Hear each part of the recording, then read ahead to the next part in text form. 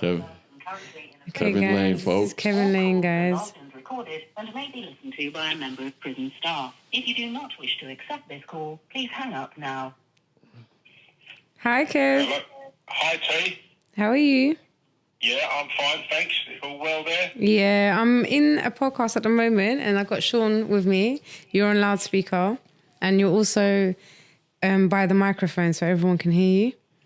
Lovely. Well, hi, Sean. What's up, Britain's sexiest inmate? Well, there's a few might argue with that, but I'm okay, thank you. Bearing up. What's the news, man? When you getting out? So, the Secretary of State doesn't consider no further action as an immediate release. They consider it now as bad behaviour. So, I've now got to sit at the parole board, and the short answer to that is I've got a date, and it's in the next few months. Oh, good luck, Kevin. We're hoping you to see your smiling face soon. Yeah. Thank you. It's been a long time I've had, I have to be careful that, as you're aware, I'm not allowed to mention certain people or aspects of my recall or case, but it is alarming what keeps happening to me, and I do have an investigation into my recalls, and I'm waiting to see Chief Inspector in relation to that, and that I'm being recalled wrongfully. Okay, well, hopefully that goes well, and hopefully you'll be out soon, because you really don't deserve to be in there, you know. It's unfair and unjust what's happened to you. But we're all out here still thinking of you, and hopefully, you know, you'll be back out here doing what you do best. Yeah, well, there's a lot to be said about the time that you've spent in incarceration and what you miss, not just your loved ones and your pets and your friends and such. Your life moves on, and there's a lot that I should have been party to that unfortunately I've subsequently missed. But I think the interest in me is still quite prominent in that as we speak now, I've got a proposal from Netflix. I'm waiting. I've had confirmation of that, so I'm just waiting on that. And that will be in relation to my conviction, and how it came about and who was responsible for it. So I'm really looking forward to that because of the significant factors involved there that just quite clearly sets the play. And I'm fed up of all these people out there, not all these people, but people not really knowing the true facts. They hear a lot of rumours, although it's in my book. If they haven't bought my book, again, they don't know. But Netflix will set the record straight. And I've got a number of other interests regarding documentaries that, again, another 3. 2 are authors, and they're all in relation to various different documentaries of different nature. So, yeah, there's 4 ongoing, as well as the film. The film's been put on hold whilst I'm in here. And then your book, your second book, isn't it, that you're going to write? You're writing at the moment. My second book, that's smashing it. I mean, it does become a little bit monotonous in prison when you're constantly writing about daily life. And I've recognised that myself, but what I probably will end up doing is that will be reduced somewhat because there's well over 100,000 words in it now. And then I probably won't do a daily account. I'll do accounts of the time I spent in here, which would be, there'd be more meat on the bones in certain points that I've covered opposed to every single day, which is quite boring at times because nothing changes apart from unlock, bang up, you know? Yeah, I was just telling Sean that I just started writing a book as well, and that you've given me some helpful tips on how to go about it and stuff. So, and you've also written books, haven't you? So you're also an author. 17 books, yeah. Wow. That's amazing. Yeah, Sean's written a few books. He's well schooled in it. I'm just starting. Just joining the club. And just what? I'm just joining the club. You're just joining the club. Yours, I feel, is a topic that's going to be of great interest to many viewers. It covers, at the moment, it's topical, isn't it? You've got domestic violence, Narcissism. Coercive control. But it would be nice to have, obviously you've got to write yours, but it'd be nice to know, to see an objective viewpoint on this, where it's not all as it may seem at times, and sometimes it's used wrongfully. But yours, I'm not sure how yours is going to read, but yours is writing about a certain person's experience, which is all true life and factual. So it's going to be covering it in a little bit of a different. I'll send you some of the drafts once I've written them up and stuff. I'm on 2,000 words at the moment, so I'll do a little bit more, and then I'll send them into you so you can just go over it and tell me what you think and tips and advice. And first time I've ever been a proofreader. I'm looking forward to it. Yeah, good. So let me tell you about what's going on with my life then in terms of prison. So pretty much I'm at HMP Highdown. Mm-hmm. I just want to say a big thank you to everybody out there still, obviously, all my supporters, all the podcasters, Sean and everybody else who supported me.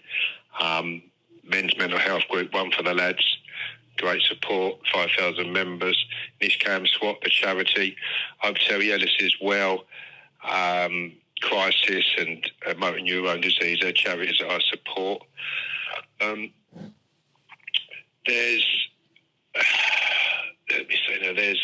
For anybody who hasn't received a reply from me, it's because I've not been writing the last 4 weeks or 5 weeks, maybe a bit longer.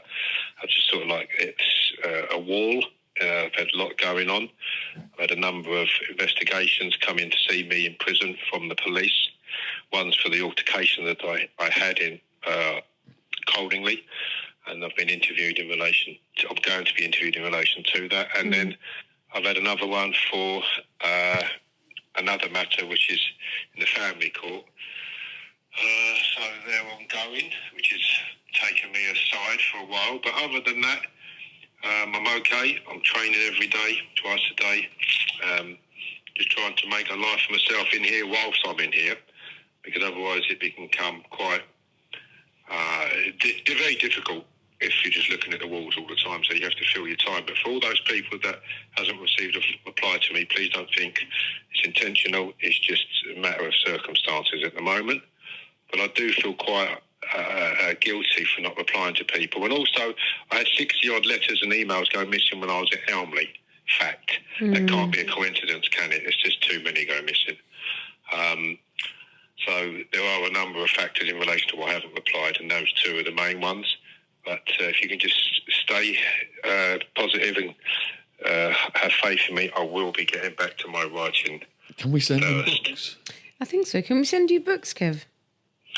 You can only send books from recognised publishers now, so I'm okay. There's got a good library here. I'll just go down there and get a book. I've just finished an excellent book, and I recommend this to anybody. And out of the blue, it just goes to show how people think of you right across the board. So Matt Hodges is a PT to the famous, personal trainer.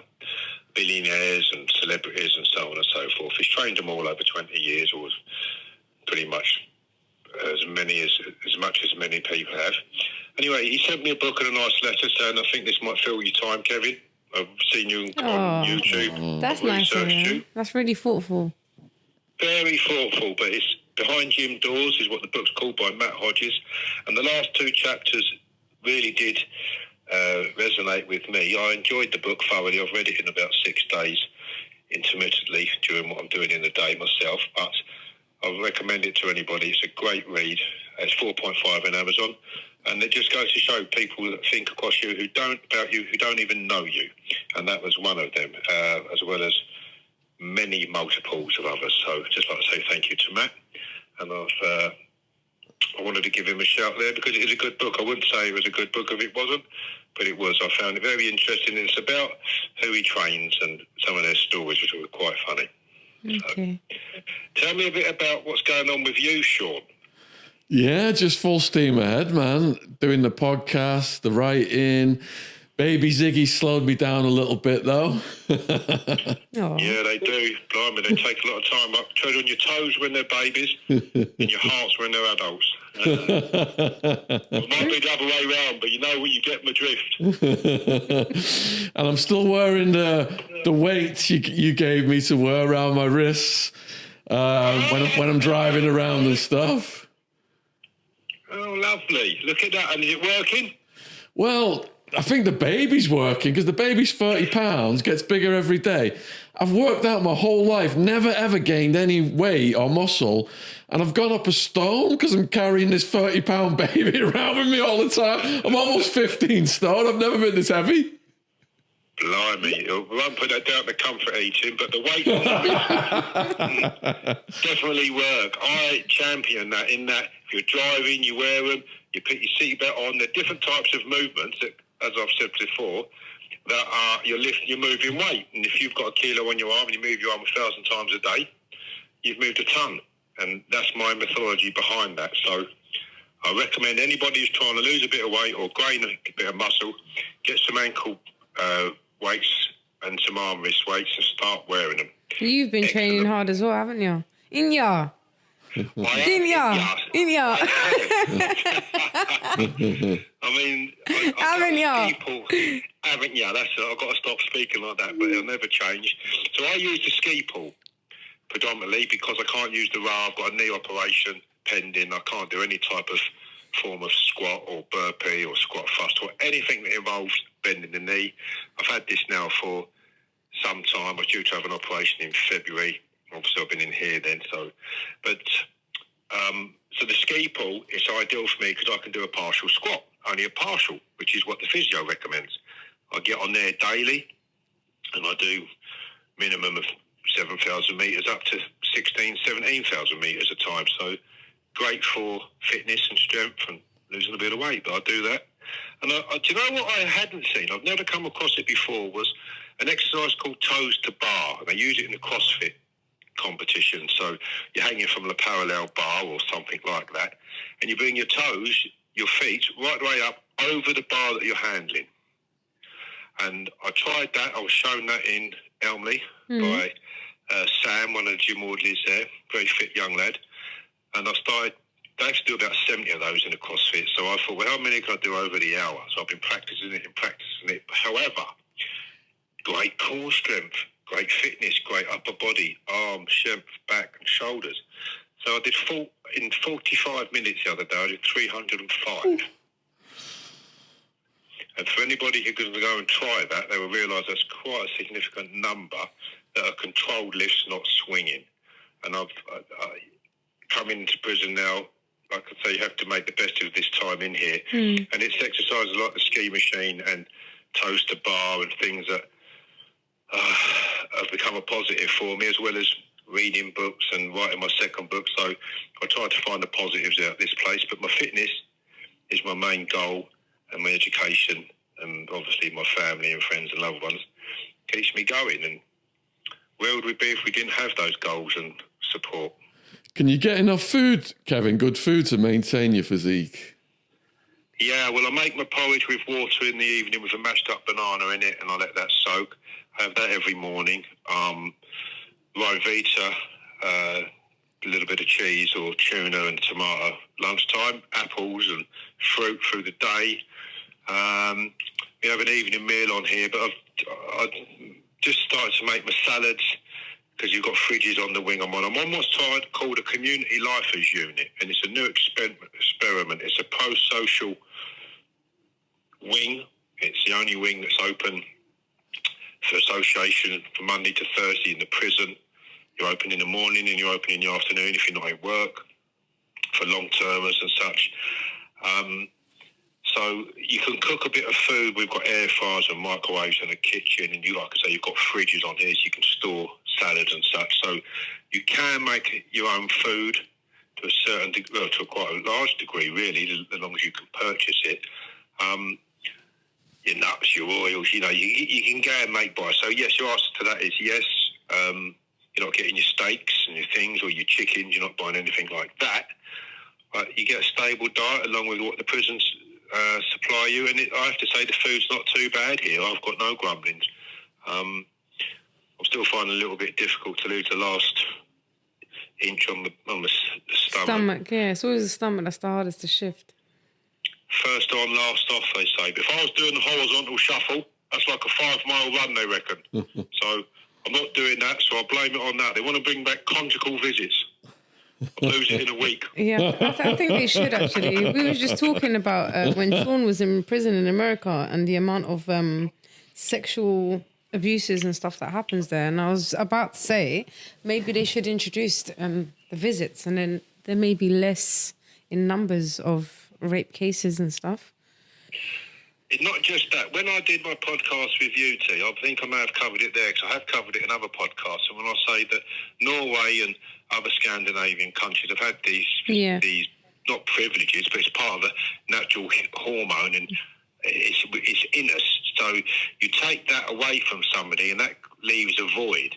Yeah. What happens when there's a void? It creates frustrations, and when you have your wife or your girlfriend and your or say a wife with a child visiting you, and you go off to a little hut in the weekend, or say a bungalow, and you have them all weekend there, and barbecues with your family. It keeps a family unit, gives someone something to hang on to. Yeah.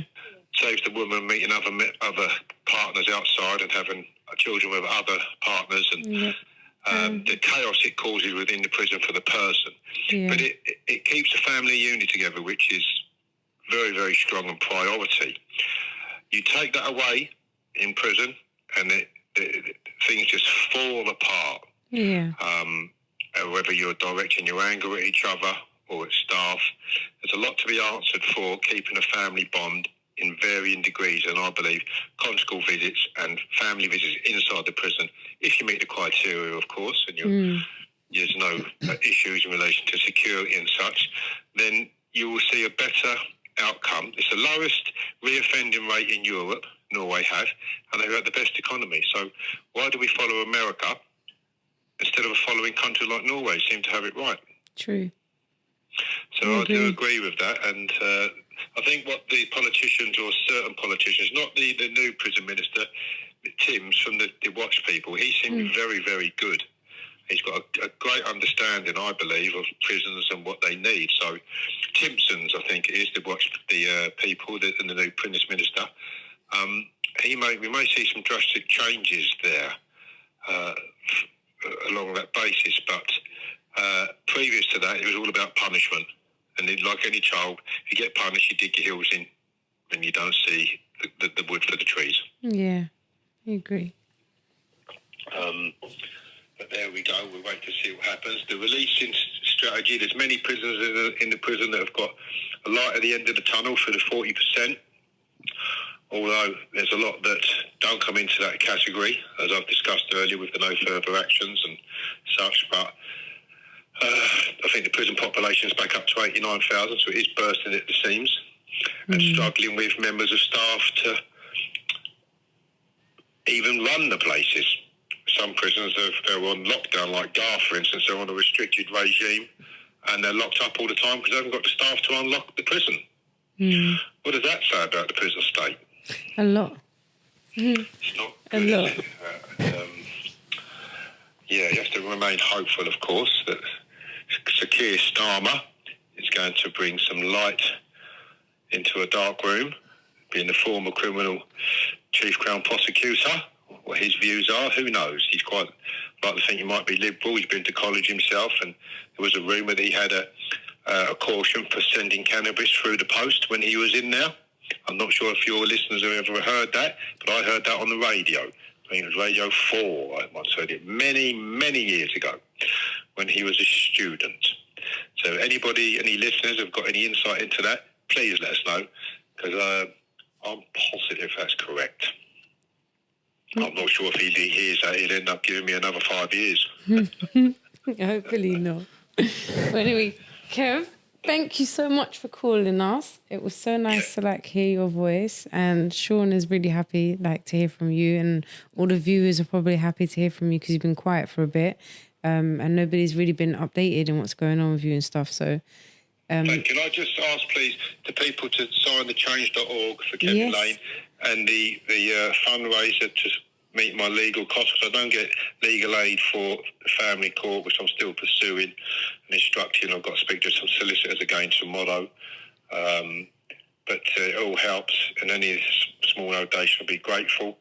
And share as much as you can, please. And it's been lovely talking to you both. Sean, I'm glad that you and the family are all good. That's good.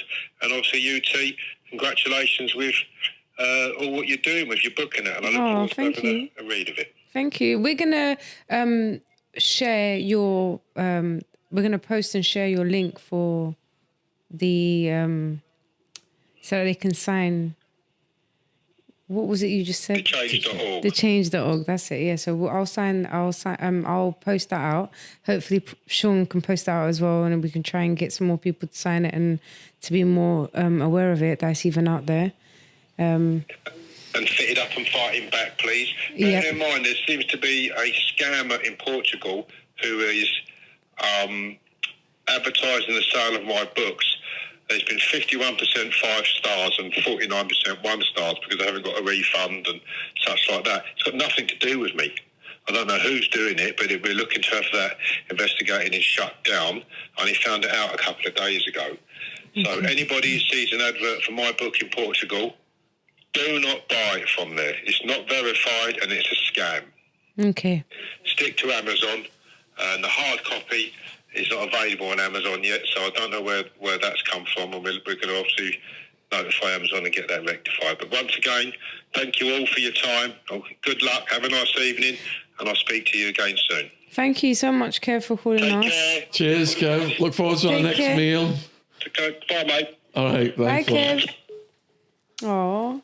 Yeah, for people watching, if you've got anyone in prison, mail, phone calls, visits are like gold. These things just go such a long way in prison. So it's important to reach out and, you know,